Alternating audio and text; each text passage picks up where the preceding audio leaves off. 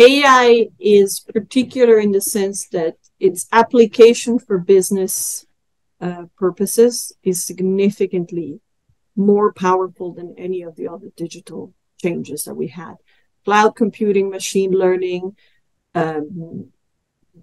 all showed that in reality didn't deliver that much in terms of extra revenue and profitability for the vast majority of the adopters. AI is significantly easier to use. It is also critical for the green and energy transition. So there is a very obvious need there. You mentioned differences in acceptance of the technology.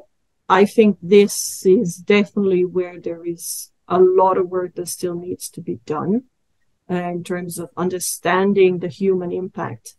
But what I would say is that a lot of the commentary, including, for example, the World Economic Forum, or I think also the IMF was recently commenting that it will disrupt the labor market. I don't think that is the case in the near term. As I said, I think the pressure on the labor market in the next 2 to 3 years is positive. What it displaces is the long-term capabilities, cognitive and emotional capabilities of humans, because it does fiddle with your perception of information, with your ability to know, understand, to experience things. You will do it onto kids. So we actually have no understanding whatsoever about the repercussions. So I think it will disrupt society, but it's definitely not disrupting the labor market in the near term. And the last bit that I think is also important from my end is it's not true that AI is going to be better than human at forecasting stuff.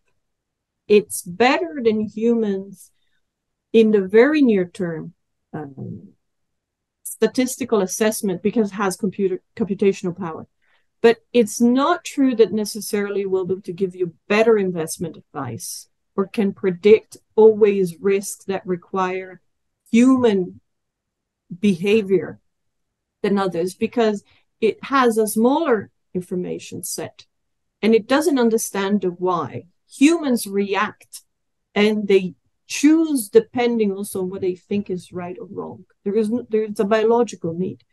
So I think there is also a misunderstanding on what it can really do, and therefore the implementation of it, especially in a democratic setup, is so much more complex relative to China, where they clearly know where they want to implement it. It's really about manufacturing, right? And then they can be so much more focused in a less free society. So those that don't agree are not part of the debate, I would say.